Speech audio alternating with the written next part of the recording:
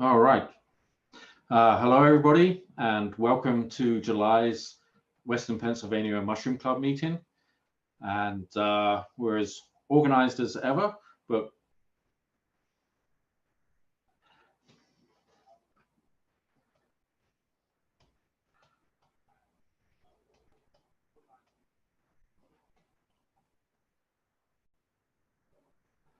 all right, I'm just have to shut down one window.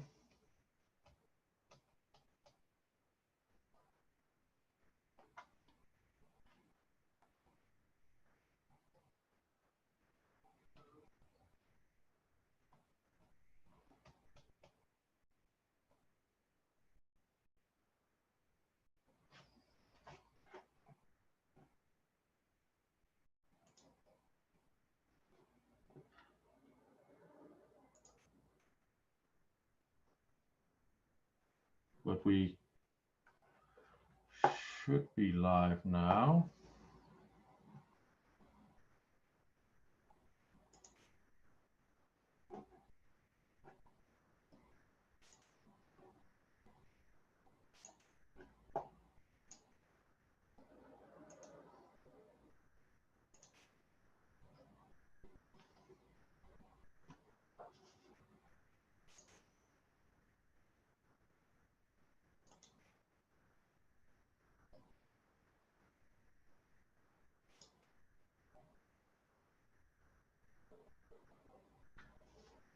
Yes, okay. All right, so apologies for that. Took a little while just to get sorted. Anyway, so this is the July meeting, Western Pennsylvania Mushroom Club. And yeah, I think we're about all set. So I'm going to give a little bit of the introduction that we normally do. And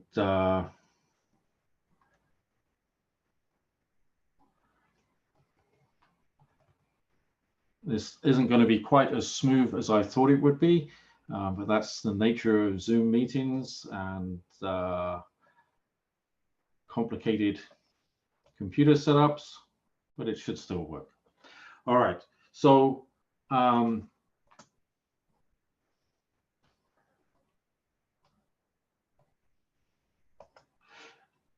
first we have the newsletter that went out, and it covered a number of different events and articles that have been published about the club in Microfile. Had a review of the club. This is the first club they've done a review of. And also in Fungi magazine, again, there was a similar sort of review of the club. Oh, sorry. Microfile was the Allegheny General Hospital research. The poster was published in there. And in Fungi magazine was the review of the club, which is the first installment of a series of Mycological Societies forums. And other things the newsletter covered was out and about virtually with West Pennsylvania Mushroom Club and Earth Week. Garrett Taylor led a virtual walk for the Allegheny National Pilgrimage in New York's Allegheny State Park. And that's also online. When there's links to these on the BioBlitz. Hopefully many of you are playing bingo. And this is part of iNaturalist. And I'm looking for my bingo card here. And I am doing quite well, but I don't have a bingo. We have a number of winners here. At least 3 people. I think Carson Gross has won twice now. I have quite a few ticked off, but I don't have any lines. So I'm just going for the full house at this point. And I'm having difficulties. It's basically very dry out, though it did rain a little bit today, hopefully where you live too. But I'm not really finding a lot of mushrooms at the moment. It wasn't too bad, but not as many as I would like. So we had a couple of secret walks. I did a walk in Allegheny County, and this was turned out to be Deer Lakes. We found quite a variety of mushrooms, but only 1 or 2 specimens of each walk. So that was nice. And we did it socially distanced with masks at the beginning and the end. Really just try and obey by the current guidelines for gatherings with less than 25 people outside, and that was pretty successful. And we did a similar thing on Sunday. Jerry Sapp organized a walk, and it was in Lawrence County. It turned out to be McConnell's Mills. And again, it was a walk with social distancing and so on. The group split into 2, going north and south of the Slippery Rock Creek. And a larger variety of mushrooms was found, but still not a huge number of any one particular species. But there was some interesting stuff there. And the species list for that walk at McConnell's Mills should be published later this week. We have some upcoming events. There's a walk with Allegheny Land Trust with Cara Culture. That's sold out already. And there's another walk with Allegheny Land Trust at Devil's Hollow with Fluff Burger. And you can register for these walks online. There's a link in the events section of our website. And hopefully we're going to organize some more socially distanced walks in the near future. We have a couple of other walks normally when we have the foray in September.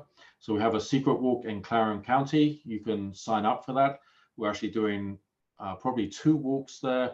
So we can accept 50 people at 2 different locations.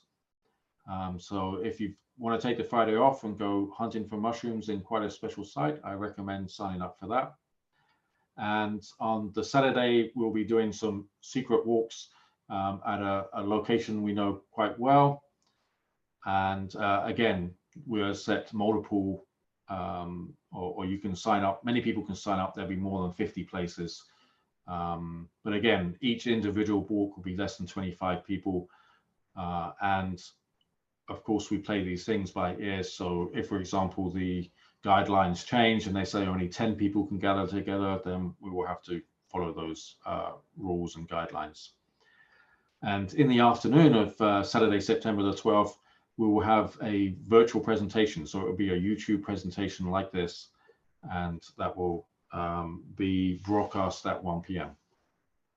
The Science Sunday that we were going to do on the Sunday, the September the 13th, we've basically postponed that. It's a little harder to get together in a room and really sort of do some hands-on education and so on. And I think broadcasting someone dissecting a mushroom and looking at spores on the microscope isn't really going to do it.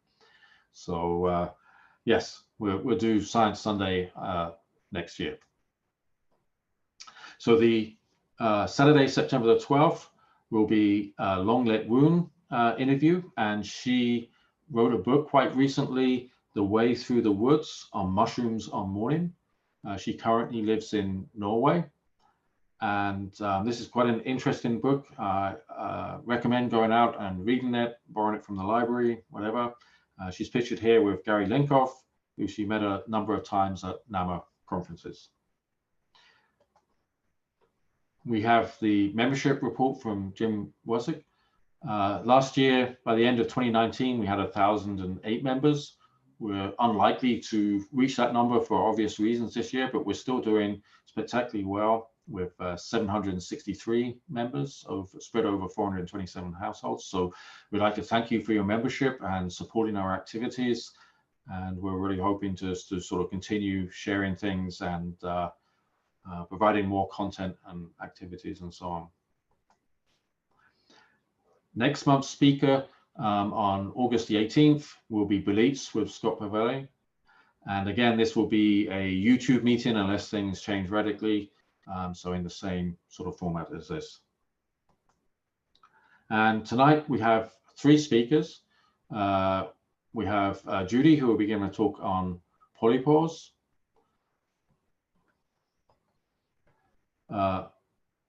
Lamont, who will be giving a talk on slime molds.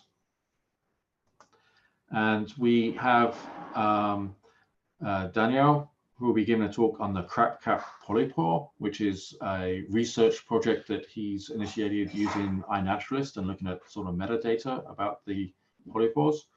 And Danielle is also a recent recipient of a Western Pennsylvania Mushroom Club scholarship on a slightly different project. And I'm sure we'll be hearing about that in the future. So without further ado,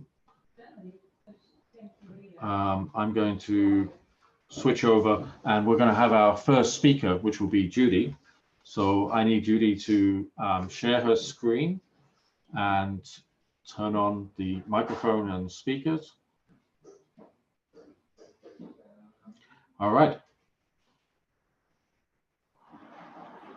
So I can see the screen and Judy, please take it away. Here we go. Welcome to the wonderful world of polypores and crust fungi. I have been fascinated by these since I went to my first foray, and Gary Linkoff was encouraging us to study the polypores and crusts because they're available all year round. You don't have to just go out during chanterelle, morel, and sheepshead seasons. And so he challenged us to start studying the polypores that were less common and the crusts. So I took him up on his challenge. After all, how many mushrooms can there possibly be in the winter? And so between the beginning and the end of winter, I found over 120 species of mushrooms. And he was right, and I was hooked. And I've been studying mushrooms ever since. Here's the obligatory warning. We all know the drill. Don't ever eat a mushroom you're not absolutely sure of. And if you're starting with a species you haven't had before, you know it's supposed to be edible, still just start with a little small piece the first time to test to see how your body reacts to it. It's a lot like strawberries and peanuts are perfectly fine food, but they don't agree with everybody. And I've tried to go through some of the polypores and crusts that have other uses.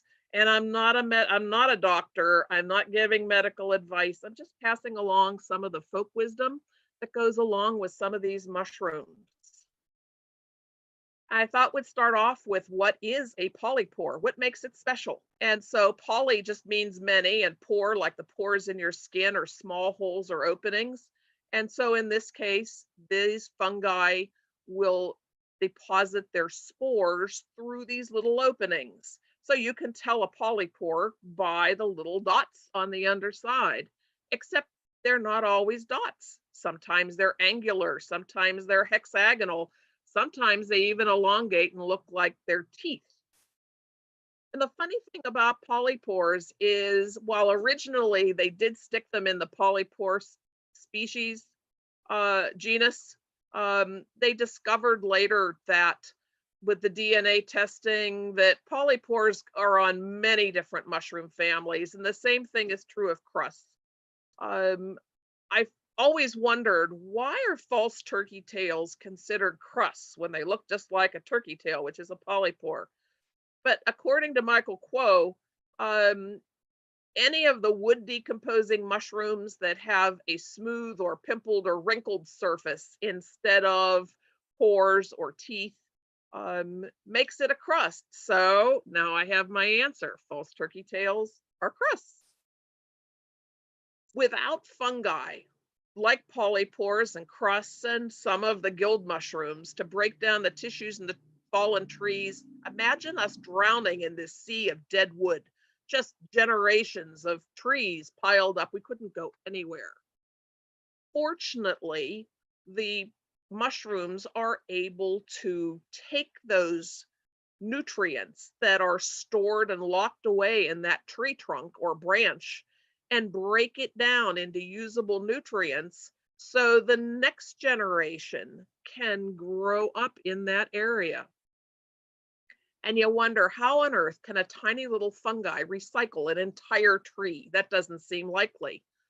But the mushroom part that we can see is like the fruit of the fungi. The real fungi is living in the soil, or in this case, in the wood. And it puts out little threads called hyphae. And a group of the hyphae is called mycelium.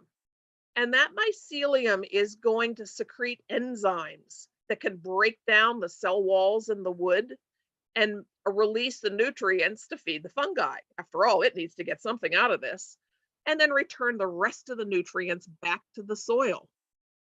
Well, sometimes you're going to see this as brown rot. You ever go out in the woods and you see a fallen tree and it looks like little brown cubes all stacked together? That's because the brown lignin has been left behind, and this particular fungi ate the cellulose and left this blocky framework called lignin back. And just as an aside, for those of you who like to do primitive fire making, this brown rotted wood will hold a spark, but it doesn't break out into flames. So if you're trying to carry a coal along with you, brown rotted wood is something to consider. So some of these brown rot fungi also will attack the living trees, not just decompose the dead wood. They're parasitic. And so the one we're all familiar with is chicken of the woods, sulfur shelf. And it is going to be orange on the top when it's fresh and have a yellow pore surface. You can see the edge of it is yellow. There is another variety that's common here, cincinnatus. That's the white chicken of the woods. And it also is orange at the top, but it's going to have a white growing margin and a white pore surface. And it usually is growing near the on the ground, where it's actually coming up from the roots or from the wood that's under the soil. So you'll often see it beside the tree, as opposed to the yellow version, which is going to usually be up on the tree. And there is another version that grows on conifers, especially hemlock, and all of them are edible, but like strawberries, they don't necessarily agree with everybody. So always test a section before you eat it. The next one to the right is the Dyer's polypore, and it likes conifers, especially white pine, red pine, and it will come up. Those things can get pretty large. I've seen them up to almost a foot across. Usually they're about 6 inches or so. And whenever it's young and it's mostly in the yellows, you'll notice on the outside margin is yellows. That's when you're going to get your best yellow dye. It's why it's called the Dyer's polypore. And your best yellows are going to be when the cap is mostly yellow. It will also make oranges and browns. As the mushroom matures, it gets older, it gets less fresh. It's not going to make good yellows or oranges anymore. It'll make a weak brown dye at the end.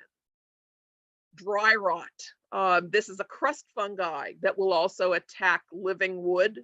And the birch polypore is in the bottom right. That one has a lot of uses, and we'll talk about that in a minute. Another brown rot polypore that is edible is the cauliflower mushroom, and it loves oaks. And sometimes you'll find it at the base of living trees as well. We have 2 species here. The one that you see on the left is crispa, and you'll notice it looks like an endive. It's all frilly. The branches are short. They're all of a uniform color. And the other one, spatulata, is more of a fan shape. It's curvy and it looks like a fan, has a common base, and you'll see some zonation in the color. Both of them are edible when fresh. I've eaten both of them. We talked about brown rot. Some of these cause white rot, and this is the opposite. This is whenever the fungi digest the lignin and leaves behind the stringy cellulose. And you can see that the resulting wood looks very stringy and very white. And again, for those primitive fire making people, this wood can easily catch a spark and go poof into flames. So even in wet weather, you might be able to dig into one of these white rotted wood and logs and some of the fiber in the middle may still be dry, and you might be able to get your fire started. Other white rot fungi that you're familiar with, the one on the left is the true turkey tail, Trametes versicolor. And this one is going to be on dead wood. You can be zoned in shades of blues, sort of a grayish blue, or in shades of brown. And the other one that's on the right is the artist conch, Ganoderma applanatum, and it can also attack living trees. And you can use both of these species for medicinal teas. You can take the caps, chop them into small pieces, use about an ounce of dry fungi to a pint of water, simmer it for about 2 hours, add more water as needed if it starts to boil away. And on the Ganoderma, you can see that because it's a perennial, it's multi-years, you don't have to use the whole thing. You can use the outer, more tender part on the outside and chop that up. And there are a couple of different ways to prepare your medicinal mushrooms. You could make a tea. You could take that tea and add it to your lemonade. You could make what's called a tincture. A tincture takes those bitter alcohol-soluble compounds known as the triterpenes. And these have properties that are anti-inflammatory, antimicrobial, some cases anti-cancer properties. So you could take a jar, fill it about half full of thinly sliced dried fungi, or if you're using the fresh stuff, fill it up 2/3 or not quite full, and then cover it with an 80 proof vodka and allow it to age 6 to 8 weeks. Shake it daily. Again, if you don't shake it daily, the world doesn't end. If you forget it for several months, the world doesn't end. They still work fine. Strain it afterwards, seal it in a clean jar. I have just plain left it on the mushroom and had it there for several years and still had them be perfectly fine. You can also do what's called a decoction. This takes the water-soluble polysaccharides that are long-chain carbohydrates, especially the beta-glucans, and these help modulate your immune response. To extract these guys, it's like making the tea, only it's a really strong tea. Put a cup of chopped fungi, and you can use the fungi that you strained out of the tincture per quart of water into a non-reactive pot. Non-reactive is going to be stainless steel, Pyrex glass, or enamelware, because you don't want it to react with the metals in the pot. It will combine with the iron in an iron pot or with the aluminum, and you don't want it to do that. So we're going to use a non-reactive pot and let it simmer for at least 2 hours. Some people will put it in a crock pot and leave it there overnight. They allow the liquid to reduce by about half, so you're not keeping it at the same level. So if you start off with a pint, you want it to get down to a cup. Whenever you're using fresh mushrooms, you may want to reduce it a little further, simply because fresh mushrooms have so much water in them. Well, maybe not as much this year when it's so dry. So we might reduce that a little more. The reason for this is that if you're making what's called a double extraction, where you take the tincture that you started off with and going to take what's left from your decoction and mix them together, what happens is the alcohol in the tincture will help preserve the liquids in the decoction. And so it is an advantage to make sure that you don't end up with it too watery, or you're not going to have enough alcohol to be able to protect the ingredients. And so there's always this argument, which one do you do first? If you do the decoction first and then take the leftover mushrooms and make the tincture, you have the advantage of starting off with cooked mushrooms, which is a good thing. The disadvantage is that decoction isn't going to keep. So some people do that first, and then they'll keep the decoction in the freezer until after the tincture's done, and then thaw out the decoction and mix them together. There seem to be done both ways, and it seems to work either way. So we talked about the artist conch. The artist conch is called artist conch because if you turn it over, whenever you scratch the back, it makes a permanent dark bruising. And so people use it as an artist canvas and do drawings. And also the pore surface has been used for a hearth board. If you're doing fire making, they'll use that to put your stick in to do your fire by friction. But there are other Ganoderma species we have here that are very useful. Several species look like somebody lacquered top of it, which is why they're called varnish shelf. There's a hemlock version called Tsugae, because the host tree, the eastern hemlock, is Tsuga canadensis. There's a hardwood version that has a stem, Curtisii, used to be called the Reishi lucidum. Now we say that it's Curtisii that we have here. And if it doesn't have a stem, it's sessile, which just means without a stem. It's always nice to know that some of those Latin endings, because they tell you which one you're looking at. So you can take that nice tender growing age, dice it and cook it, or you can take the whole cap, cut it up and dry it for tea or powder it, save it for the winter. But the one everybody asks about is this a turkey tail? And Michael Kuo has a wonderful true turkey tail test. Look under his Trametes versicolor on the mushroomexpert.com website. This is the true turkey tail that you see here. And this was a wild one because I assumed that those color changes in the caps were probably caused by the soil, minerals, etc. But if you take a look at these, you'll see that the blue grays that are on the top are intergrowing with the browns and pale colors. And there they are growing together. And I doubt there was a whole lot of mineral difference in that inch. So obviously we've got some different species, not species, but some different varieties here growing together. So there are other Trametes, versicolors, the true turkey tail. There are other Trametes that can be confused with it.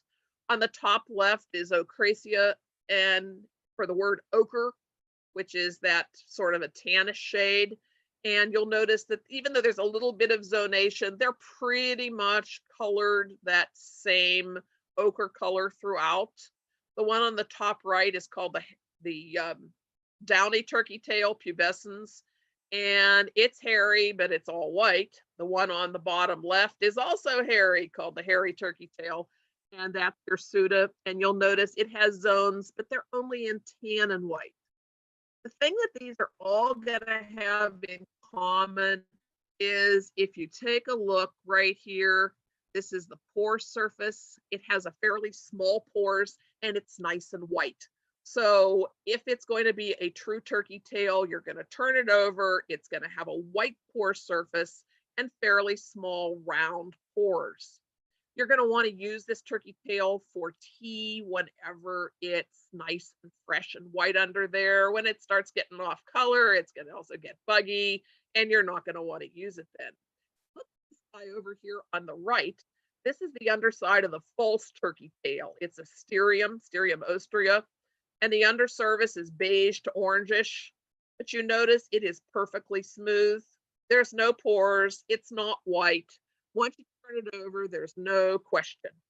And we've got a bunch of other ones that sort of look like the turkey tail until you turn it over. The one on the left is the smoky polypore, and it can also be sort of lightly zoned, but turn it over, it's gray underneath. It is not white. And the mossy maize polypore that's on the right, those caps are definitely zoned. If you looked at the top, you'd say, oh yeah, turkey tail, no question, until you turn it over. And then you see this funny maze-like pore surface. We've got another one at the top left. You take a look, we've got brown caps, white growing margin, growing on a branch. Okay, we got another turkey tail, but it's not. Turn it over. This is crimpgill, and it looks like flour underneath with all this delicate veining, all swirled. It is not a turkey tail. It's amazing how many things aren't turkey tails. This is the splitgill that's somewhat similar to the crimpgill in that it's got a white cap, a white surface. This one also has a white cap on the top and these amazing folds. The funniest thing about this mushroom is it takes those folds and opens and closes them to protect where the spores come out. This mushroom is actually a medicinal mushroom. They are being studied for antiviral, immune system boosting, anti-cancer. In the tropics, they actually eat this when it's young. They dry it because it's sturdy enough to hold up that tropic heat, and they actually cook it in a liquid first and serve it.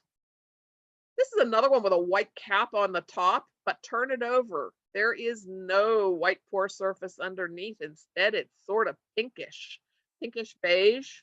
And the funniest thing about this guy is that the place where the spore tubes are going to be, the hymenium, it stretches. You can actually peel it off and stretch it, which is why it's called the bubblegum fungus or the rubber band fungus.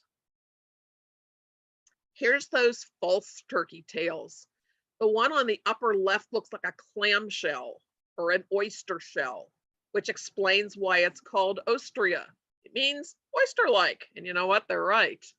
The one on the right is complicatum, and this one looks like a whole bunch of little cornflakes, and it's also called crowded parchment. The one on the bottom left looks like all the other stereums. They all have smooth surfaces on the backside, and the top is sort of zoned, except if you take the underside and scratch it on this one, it actually leaks out this red fluid, which is why it's called the bleeding parchment. And the one on the right is especially fuzzy caps. Not surprisingly, it's the hairy parchment. They're all stereums. There are other fungi that sort of at a distance look like turkey tails. You can get some zoning on the violet tooth polypore, but when you turn it over again, we're not getting those white pore surface with the little dots. Instead, this pore surface is going to be colored somewhere between violet and off-white. The funny thing about this one is if you take a look with a magnifying glass at the edge of the top of the cap, you find these little tiny, look like little black stick pins or matchsticks on the top. And there it is. It's a Phaeocalicium, and it's called fairy pins, and it only grows on the trichaptum caps. You can see why it's called the violet tooth polypore. It can be, when it's fresh, a lovely violet color, but it very quickly, the pores start to elongate and eventually decay into what looks like teeth. And we'll get more of a reddish brown color and eventually get to off-white teeth. So there's another one with teeth that we see. This is the milky white polypore. Very common here. White caps with white teeth. And that distinguishes it from some of the others.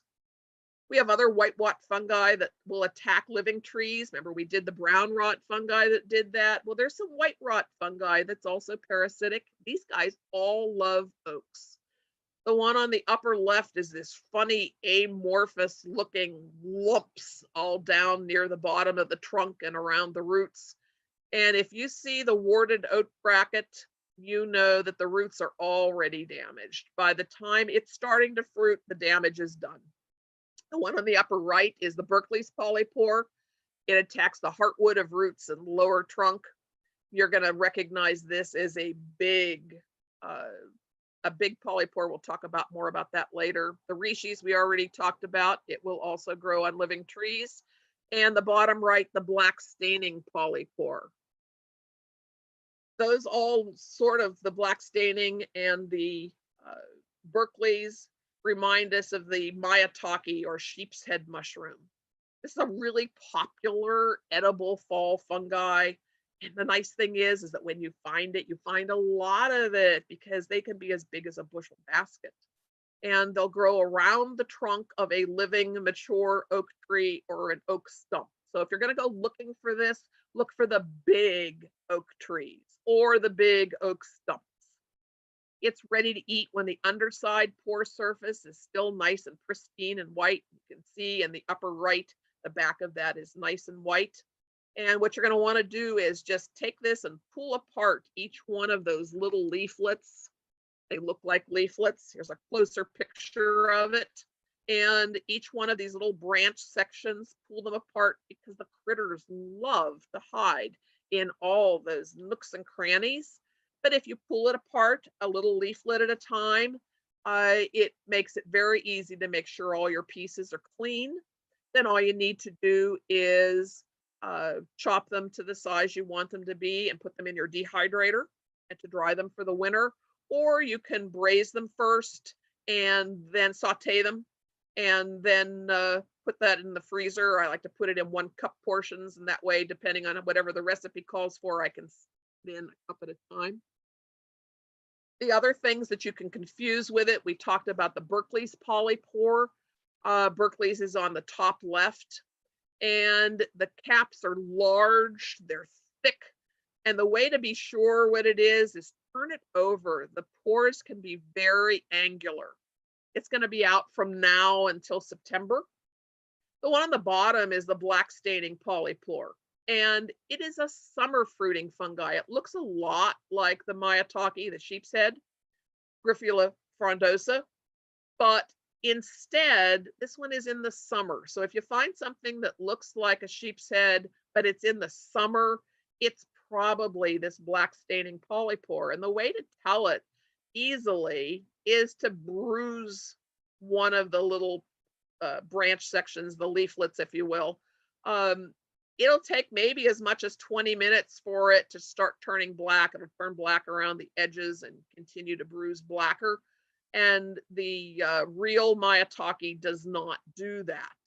So both the Berkeley's and the black staining polypore are edible. Again, test it first to see if it agrees with you. The black staining one doesn't agree with everybody, and it can turn pretty black in the pot too. So how about a really funny cheesy fungi? These are the cheese fungi. They get so squishy you can actually squeeze liquid from it when it's fresh and when we've actually had rain, which is helpful. The name actually means with a cheesy texture. There's actually a couple of other ones that look similar. There's a blue cheese and a green cheese. Each of them, when they bruise, the one bruises blue, the other one bruises greenish, makes it a way to tell it.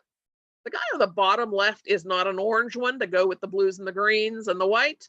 Instead, it's actually hosting another fungi. It's got a hypomyces on it, the orange polypore mold, and that's a relative of the mold that causes the lobster mushrooms. So not all polypores are going to be found on the wood. Some of them are going to have a relationship with trees, but they're actually going to be coming up out of the soil.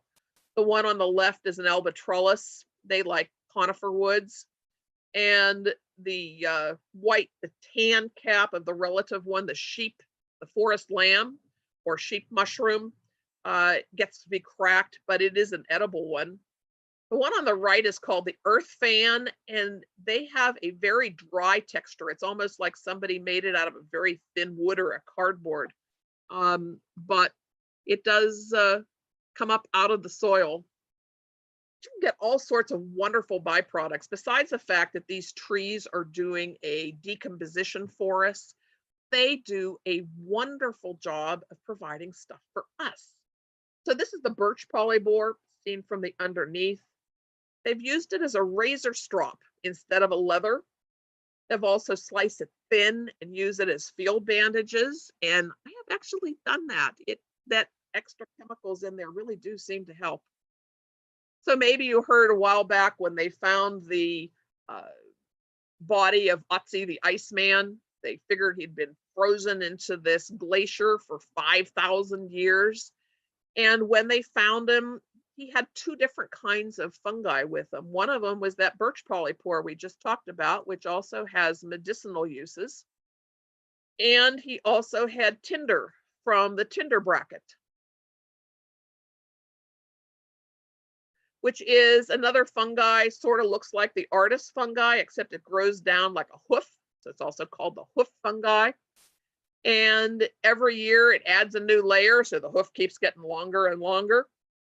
But if you're going to use this for fire making or felt, you actually want the young ones, because you're going to have to peel that outer layer off, and this stuff is hard as rock. So it's easier to do with a younger one. Very slowly, laboriously cut away that outer layer. And then you're also going to cut away the tube layer, and there's going to be a thin brown layer in between. That layer, they're going to boil for 24 hours and then pound it with a wooden mallet, and they're going to boil it and pound it and boil it and pound it. And when they're done, they're going to have the very best spark catcher for fire starting. And they even have used it for making felt hats. Chaga, used at least 500 years in Russia, supposed to have a whole bunch of wonderful effects: anti-cancer, reduces blood sugar, improves the memory, anti-clotting. It's amazing. It sounds like the wonder drug. A lot of this, because these trees grow on birch, a lot of these properties come from the betulinic acid. Do be aware that there is also a lot of, just flew out of my head, the acid that is oxalic acid, that is going to be a problem, especially if you're going to have kidney stone, propensity for kidney stones. You may not want to do a lot of chaga. So to make this tea, you're going to get that black little mass that comes out of the tree, called a sclerosia, into 1-inch chunks or smaller. Put a handful of the chunks into your non-reactive pot. Remember, stainless steel, enamelware, Pyrex. Cover with a quart of water, simmer until the water becomes reddish brown, maybe about an hour, until the water is the right color. You can add more water if necessary. Strain out the chunks, and you can put those chunks in the refrigerator and reuse them again on another day. They'll keep for a couple of days, and enjoy your tea.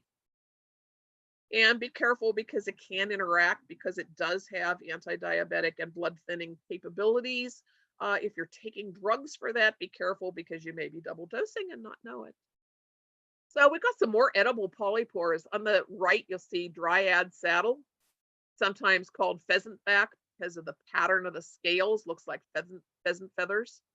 And the also called morel hunter's consolation, because it fruits the same time as the morel harvest, and at least you get to take home something you can eat. If you're going to eat it, look for young specimens that still have small pores.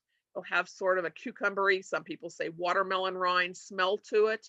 But when it's ready to eat and it's still going to be chewable, it's still going to have very small pores. If you see one with big pores on it, don't bother with it. And don't cook it in a method that's going to make it dry out. Fry it over a high heat or something that's going to make it dry out. It's not going to help its edibility any. The guy on the bottom left is the beefsteak polypore, also called ox tongue, and it truly does look like a piece of meat. It's Fistulina hepatica. Hepatica means liver, and it truly looks like a piece of liver. You cut it open, and it looks like a piece of meat. It really does have a liver texture and look to it. Not all fungi are edible. Looks like my picture of the Hapalopolis has disappeared. This is we thought that there weren't any toxic polypores, but this guy, who obviously is hiding, Hapalopolis nigilans, is sort of an orangish, nondescript looking fungi, grows on dead trees. But if you put a little bit of potassium hydroxide, KOH, on it, it immediately turns purple. It dyes wool purple. But it has a really high concentration of polyporic acid that's a neurotoxic, and you don't want to eat it. So some of the polypores actually come with stems. They're not all on a shelf fungi on the side of a tree. Some of them actually come off with stems. On the left-hand side is the winter polypore, Polyporus brumalis. It likes beech and cherry. And you notice how the edge rolls over. The guy on the bottom left is the spring polypore, Arcularius. And the cap edge has little tiny hairs on it. And it prefers oaks. You're going to find that in the morel season. The guy on the right is the hexagonal pored polypore, and one look at those pores tells you why. And it is a welcome sight that says it's springtime. The orangish cap is going to fade to white. Sometimes it has stems, sometimes it doesn't. These guys are two other polypores that are really distinctive. The one on the right is this brilliant red-orange cinnabar red polypore. It especially likes cherry, birch, and beech. Usually I find it on dead cherry. And the cap color fades with age, but if you flip it over, usually those pores have kept that intense color. Makes a really pale orange dye for wool, but it is a gorgeous one. Some people even use it for jewelry.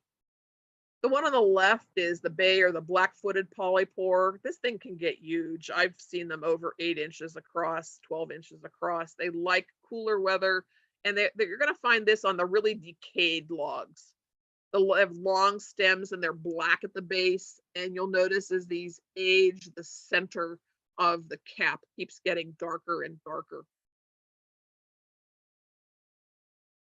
There's another funny polypore. This is called Sweet Knot. And this guy makes this hard mass, looks like overlapping scales. But you find it because of the odor. Not all of them have a strong scent, but some of them do. And it's sort of a honeysuckle flower scent. And they would actually carry a little piece in their pocket as a freshener for the body, especially during the times when people weren't bathing. Or they'd put them in the home to sweeten up the home. Who would ever think of fungi as an air freshener? So these guys are sort of confusing. Two of them because they look alike. The guy on the top left and the bottom left both make these circular caps on small branches. The way to tell them apart is, again, flip them over. The guy on the top looks like gills. And so it is a gilled polypore. One on the bottom is the thin maize polypore. If you turn it over, it has a maize sort of pattern on the back. If you notice in the center of that picture, you've got that brown bruising. It bruises really easily, sort of a reddish brown. Now, you'd think the thin maize and the thick maize would look an awful lot alike, but in reality, the thin maize is a very thin mushroom, where the thick maize is actually really thick, and the gills are a lot wider. There's the crack cap that we're going to hear more about, so we'll just pass by that one. Here's the world's smallest polypore. This little guy is absolutely minuscule, but it's fun to find something different. Then we've got some interesting crusts. These are phlebias. This is a very thin, in the upper left, a very thin, wrinkly surface on the back. All of these have sort of wrinkly backs. This is the trembling Marulius. Below is the scarlet wax crust. You can't miss this brilliant red crust with sort of a yellowish edge.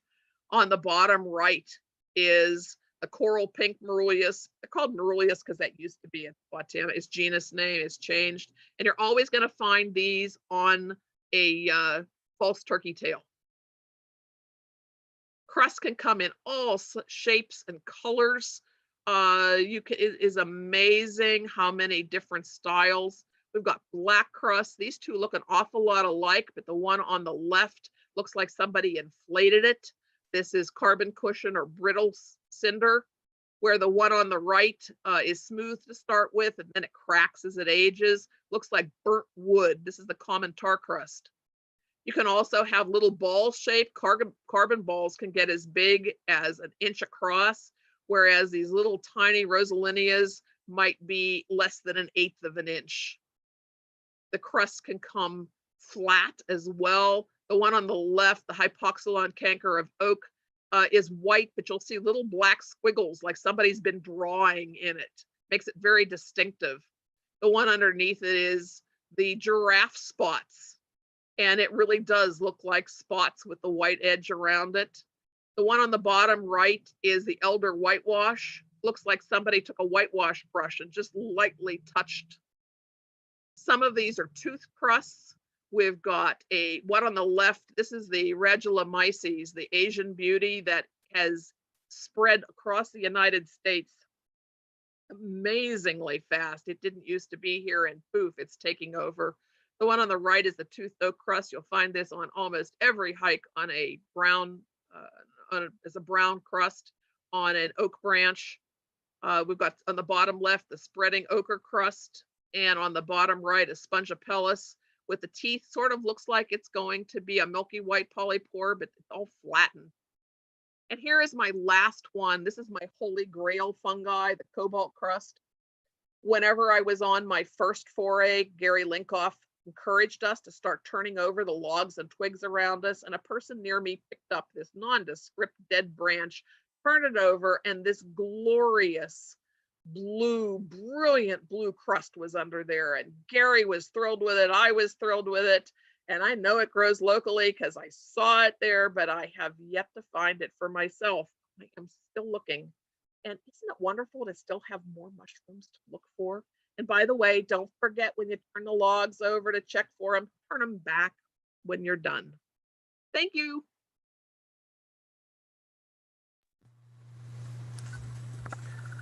Okay, well, thank you, Judy.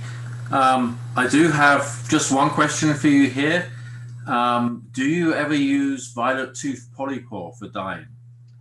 That is a really good question. So far, I haven't gotten any color from it, but I have yet to try the really young specimens when it still has violet. So I'll keep you posted on that one. Okay. Well, without further ado, well, thank you again, Judy. And we're going to go to Lamont, and he's going to be giving a presentation on slime molds.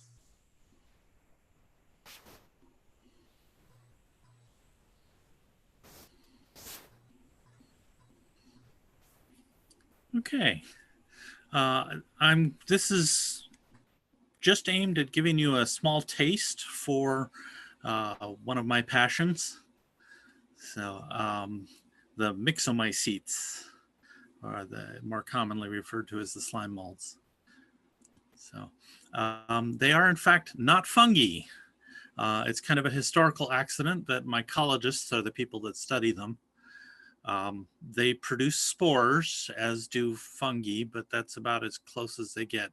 They're in a whole different kingdom, protozoa. And all of them have a motile stage, a stage where they move around. And you can see in this image, this plasmodium has been streaming across the rock and it's heading upward. These things can actually solve mazes. You put food at the final destination in the maze, it'll explore the whole maze, and once it finds the food, it pulls everybody back and streams them to the food source. So they're really quite remarkable. They use a protein similar to myosin that we use to move our muscles. So.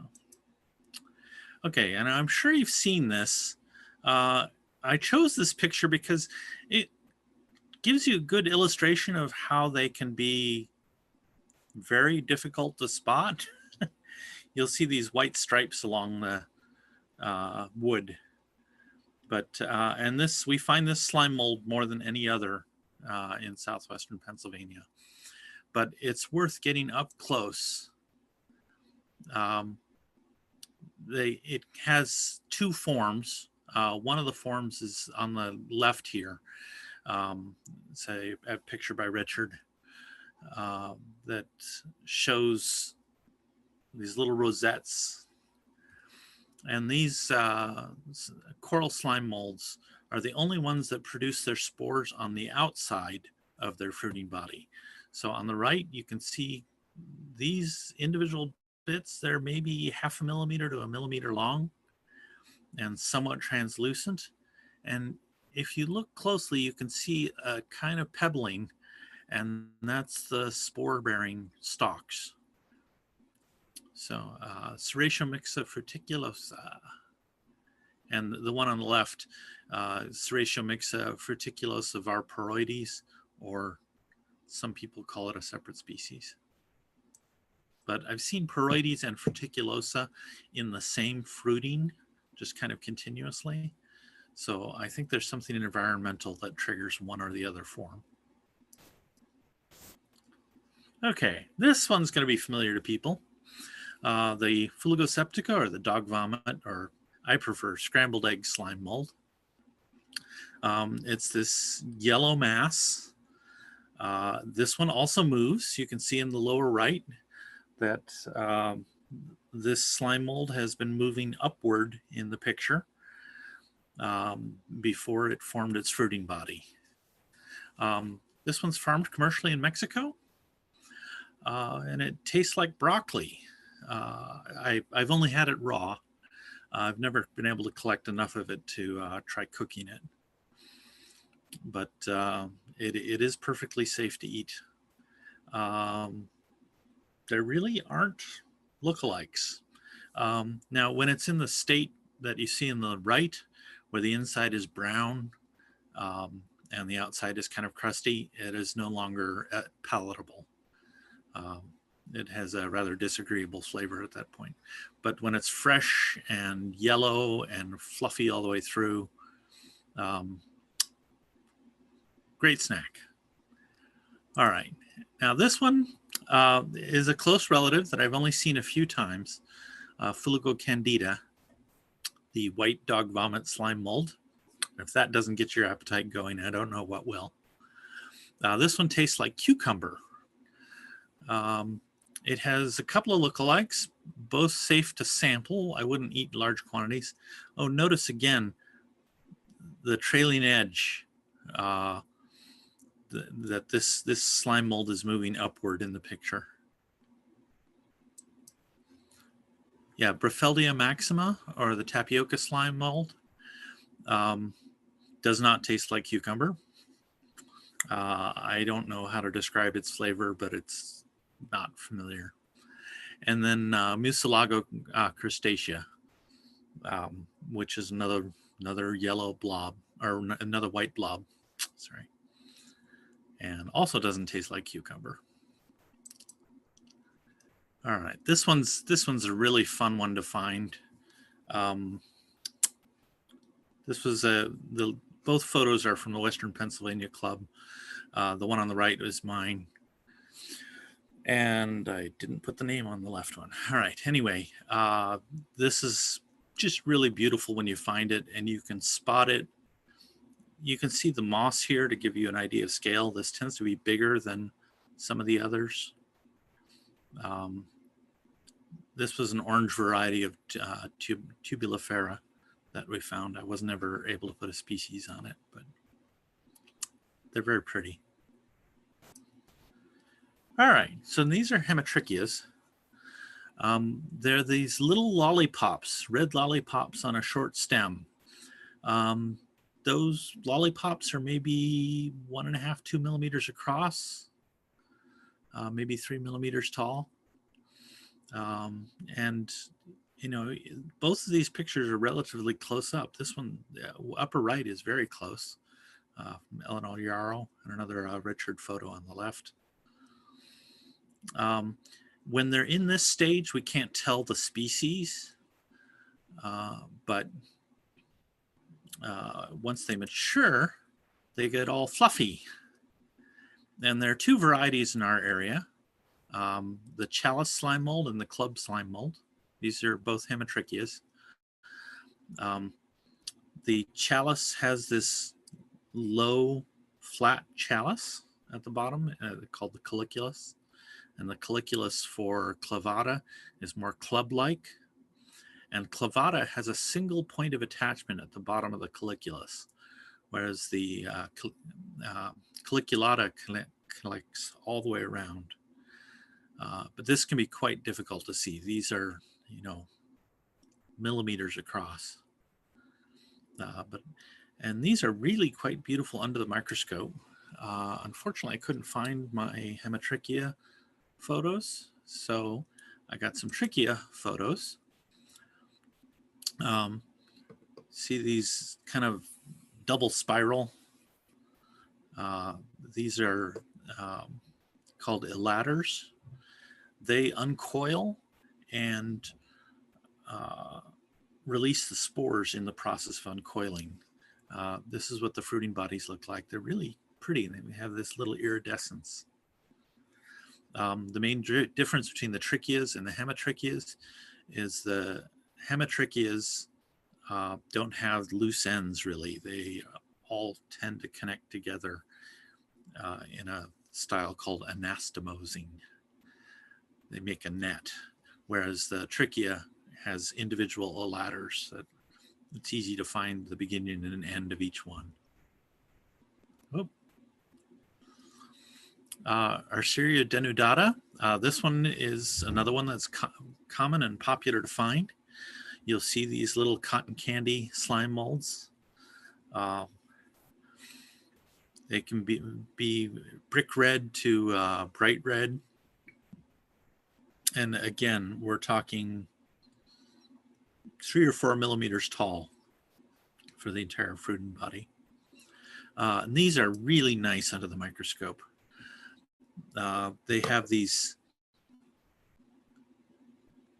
little ledges all over the alaters, and we have some anastomosing here where things come together into full rings. But they're really beautiful. Yes, enlarged to show texture. Here's another one that's really fun to find. Cribraria cancellata, the raylene slime mold. You kind of have these lantern-like things that look like iron railing work up close. And the little circles are the spores. And you'll see these very thin connecting lines from one rib to the next. It's quite distinctive for this species.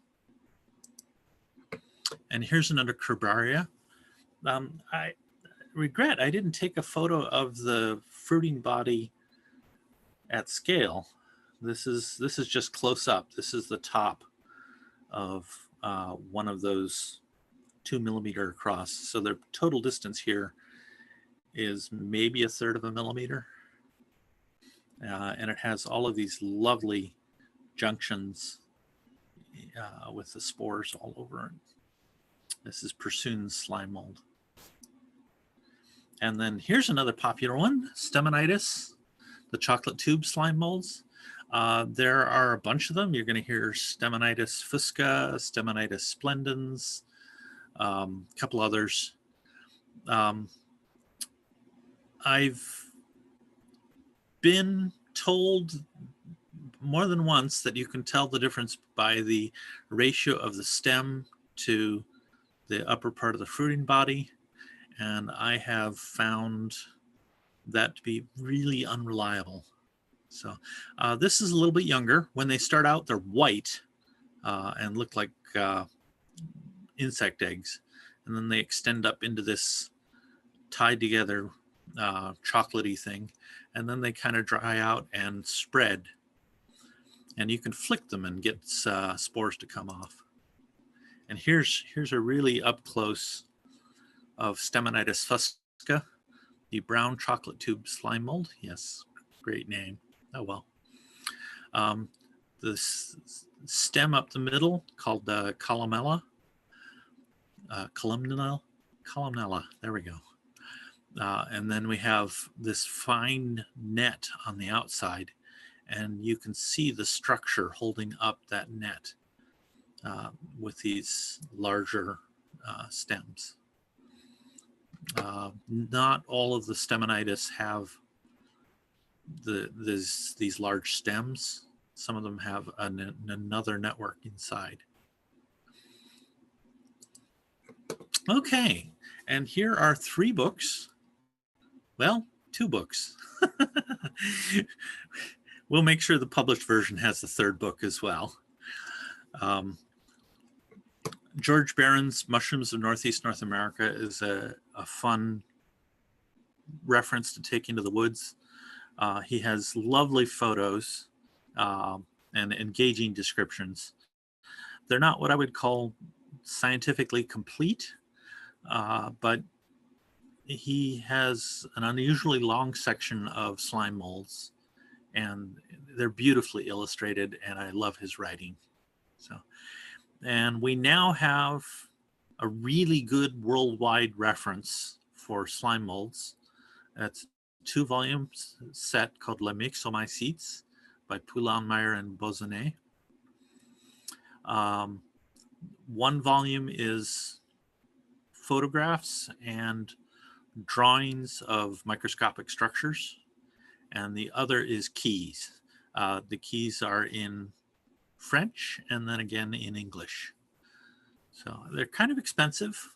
I think I paid about $120 for my 2-volume set.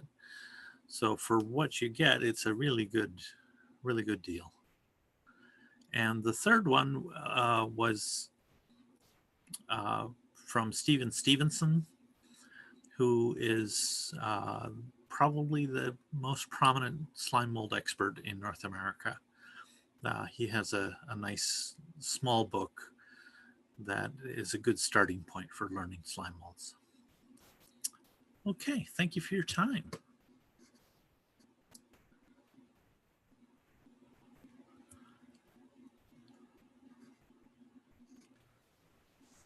Thank you, Lamont.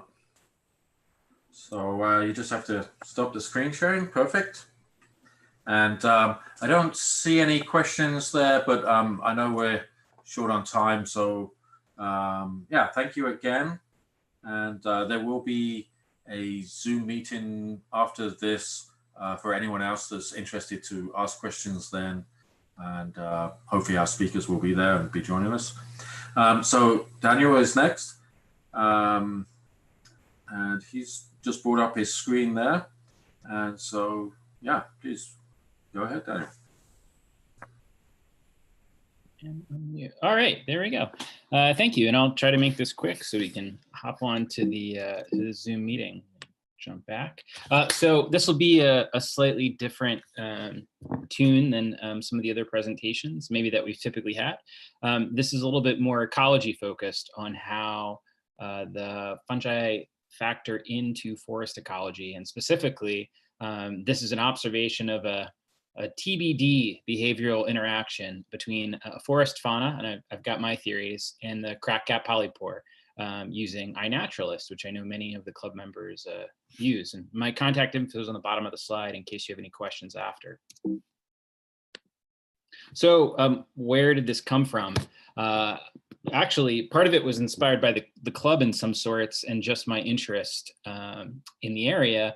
And I came across a post while researching the crack cap polypore, which is extremely common in Western Pennsylvania, given the propensity of black locust trees. And this post was by a naturalist, biologist, David Haskell, and he'd observed something kind of strange. And that was that immediately beneath instances of the crack cap polypore on the black locust tree, which it almost entirely grows on. You can't say it's endemic to the black locust tree, as there are instances, and I've seen it in the data that I've researched, where it's growing on other trees like oak, for example, but pretty close to endemic to that type of tree. And what he was observing was some scratching behavior, and the cover image is one of them, but this is another one that inspired it from his blog post. You can see this discoloration on the bark, and it's actually been removed or scratched, if you will, directly below the fruiting body. No other signs elsewhere on the tree, so you just have fruiting body, scratches. He had a theory, and it was based on the fact that woodpeckers favor the black locust tree because of the fact of their locust borers. This is why the black locust tree is not large in forestry in the United States any longer, because the locust borers pretty much ruined the stock completely. That being said, the locust borer is also one of the entry points for the fungi to actually infect the tree, if you will, as it is parasitic. So that was interesting, but based on that, knows the woodpeckers are attracted to the beetles. The fungi is there, is providing a little bit of cover, so perhaps they were using it as a rain shelter. I saw this and, well, I had questions. So my curiosity began to grow. Here we go, a biologist reporting that what should be a pretty obvious behavior that they hadn't seen before or didn't really know the answer for. So had anyone reported this? And the answer was no. No reports of bark damage associated with either of these species, either the crack-cap polypore or the black locust. So was it isolated or broad phenomena? So was this just something they were seeing in their local area, a few reports, or was it meaningful? So I started my search, and kind of what inspired me to go down this path was using iNaturalist and looking up crack-cap polypore. I went that way because if you look up black locust trees, you get pictures of leaves, not very helpful. But you look up crack-cap polypore and you have an instance of the fruiting body on the tree. And what I saw very quickly was there were more instances and they were scattered, which indicated something was going on. Also, is the crack-cap polypore associated with any animal behavior whatsoever? Not so much. So some instances here, one on the tree that its host is, the black locust, there are instances of gray squirrels, which we have here in Pennsylvania, marking with a scent marking behavior on the tree, but it's not scratching. It's more of a rubbing behavior, and it causes discoloration. It can look similar, but it's more elongated, not associated with the crack-cap polypore at all. However, there is at least one instance I found of animal interaction with the crack-cap polypore, which if you'll look at most popular literature on this polypore, it's more or less described as useless. No one has identified any particular value of that polypore quite yet, other than for artistic purposes. You can basically draw on the back side of it if you're interested, or use it in a furniture piece, but no associations with other forest fauna or anything for that matter, except for one instance in a book on Malaysia relative to bite marks from squirrels on woody polypores, quote marks. So not necessarily the crack cap, but it at least puts it in the same category of a mammal interacting with the polypore of a similar polypore, although that is as far as it went. And I have looked quite hard and I've not found any reference that ties the two together. So that with my nature just makes me even more curious about what's going on. So some initial hypotheses, although really light ones, for the first stage of this project. One, I find it hard to believe that the relative position of the bark damage below the fruiting body and the actual Pholinus robinia, the crack-cap polypore, is coincidental. That seems odd. So I believe that's not coincidental. Looking at the damage that I've seen both in the iNaturalist data, and I've done some quick surveys here in Western Pennsylvania, I have a hard time believing it's a bird, although I won't rule it out. But I think a mammal is likely a culprit. And where I've done my observations has been on Squirrel Hill. So I don't want to jump to conclusions, but a squirrel is potentially quite likely for this behavior. It also ties quite well with the marking behavior of squirrels on similar trees. And based on my initial research, that it wasn't going to be isolated. This likely was something that was broad and just underreported. A few examples here: a local squirrel friend here in Western Pennsylvania, just around my house, and then 2 iNaturalist posts. In fact, one could very well be a club member posted here in Pittsburgh. These aren't the ones that inspired the research. These are ones that I actually looked up this week and are quite new. One of these, you can see quite clearly something's going on directly below the fruiting body of the fungi. And then here as well, something's off, which just makes you more curious as to what's going on. So to accomplish this and kind of quantify the data, I performed a digital field study, and really a behavioral field study of sorts when you're really talking about what we're observing on the tree. This is really just phase 1 of the project, which is quantifying how often this is occurring, and then using that data to try and figure out the what and the why. As you can see, when I started this study, there were over 1,400 observations of the crack-cap polypore, Pholinus robinia, that were reported, and most are in the United States. So there are a few elsewhere in Europe. There should be more. I believe that's more due to the use of iNaturalist than necessarily species distribution. Sample definition, kind of the next stage. So I would use the data from iNaturalist and go, can I use this in my research? So is the view suitable? You've got a really great view here. Yep, I can see directly underneath and around the fruiting body. Here, not so much. I can only see the top, not a very useful view. So that basically defined my sample, not that there are 1,400, I'll review 300. Very much so that I'll review all 1,400, or now I believe over 1,500, and I will categorize them in this matter. Then I will move on to the analysis. So actually looking at the useful, that checkbox data set, and going, well, hey, is there a marking of any sort? And just categorizing them into the general groups. So for example, stripping behavior, discoloration, until I begin to see any sort of trend or able to pull something out of the data to go, what's going on? You can see here, other things that I was looking for are any marks on the fruiting body itself. This is a suspect mark, to say the least. You then take this data and then, all right, to answer the question, is this isolated? Well, let's look at it geographically. So this is part of the really digital field study element, throwing that into GIS software and really looking at the distribution of data, which I'll show you a little bit later, and using that to kind of size up the field evidence.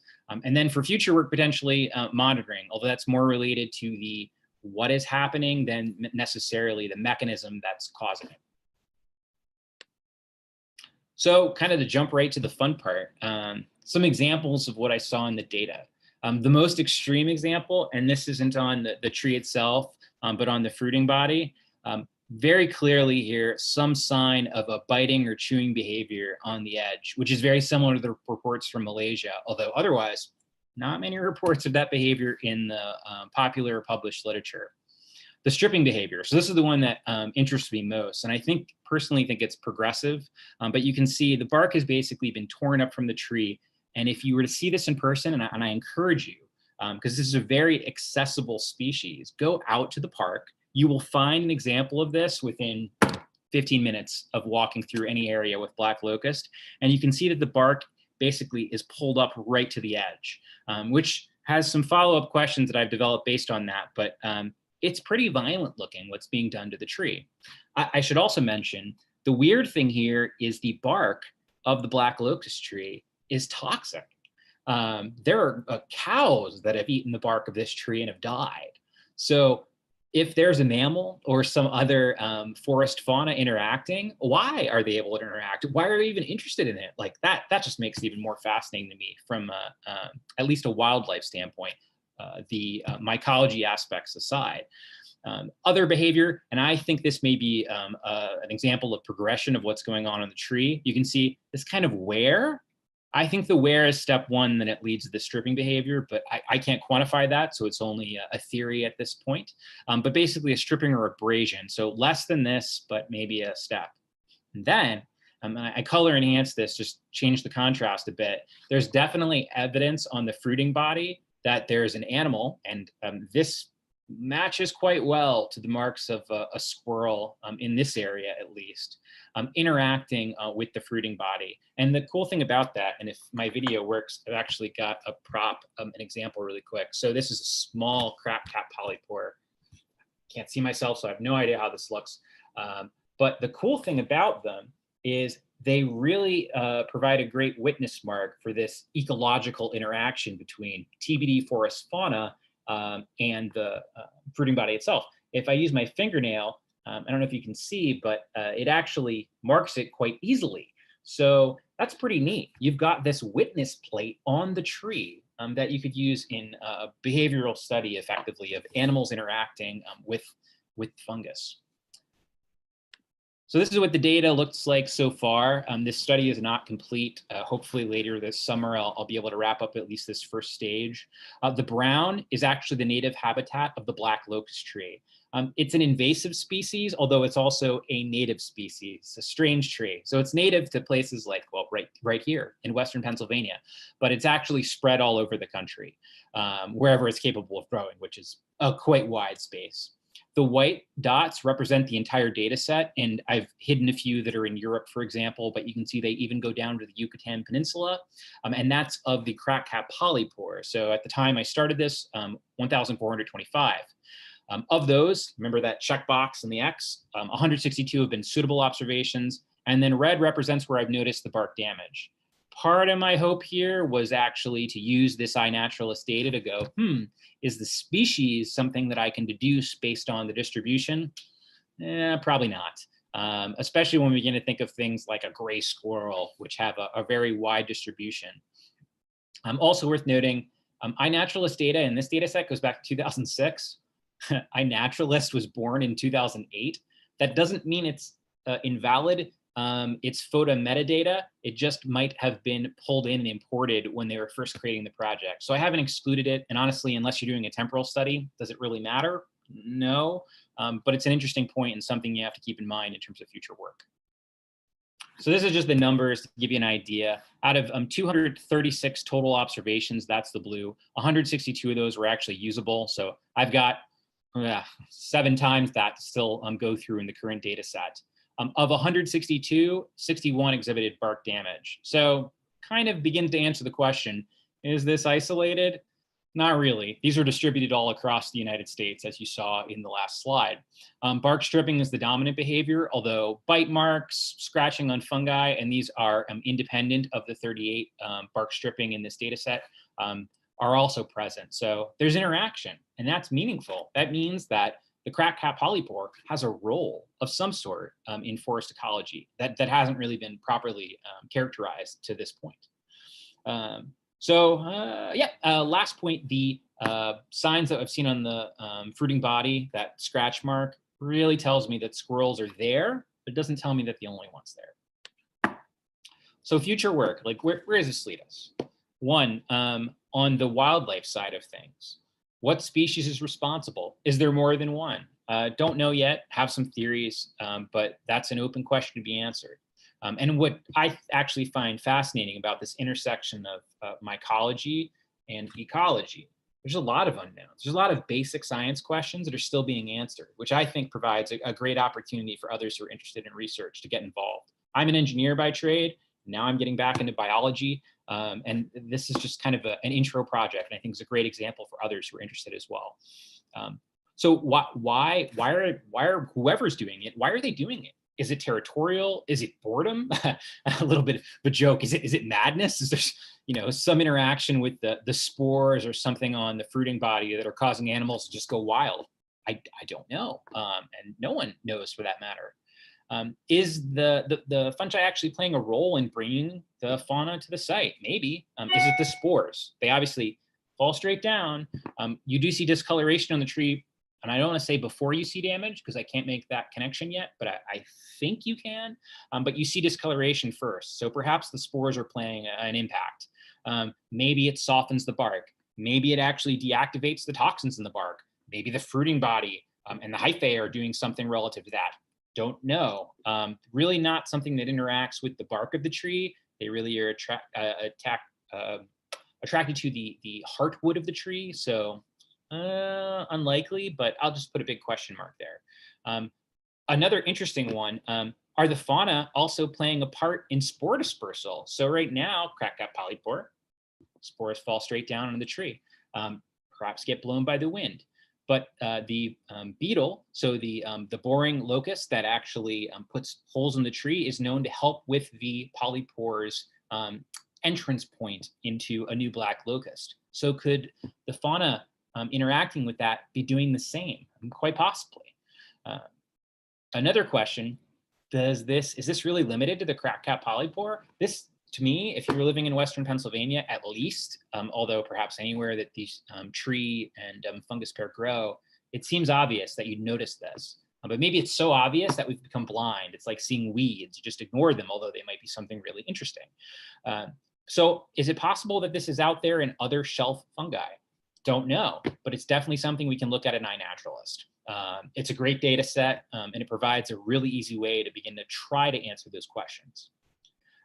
So then another one, can we just go see the fauna in iNaturalist? Squirrels, maybe, although that's a pretty large data set, but birds. So the original question of woodpeckers, when you take a picture of a woodpecker, it's on a tree. If you see a woodpecker on a tree near a fungus, that might begin to make you go, is there an association? And there might be. So just kind of future study there.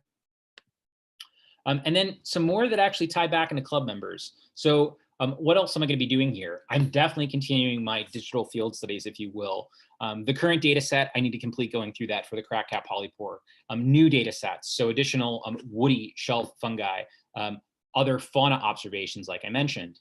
Temporal trends. So if you go out and you observe a site, I mean, you're like, it doesn't see a million crack-cap polypore. That's not very interesting. Well, it actually is, because you're adding a data point in time as well as in a geographical position. So you go take a picture of one of these scratch sites, and I want to emphasize, please do not only go take pictures of scratched sites on trees, because that will create a bias in the data.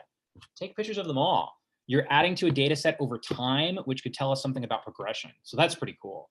So I encourage, if you see the crack-cap polypore, take a picture, upload it, although you will be very busy because there are a lot of them.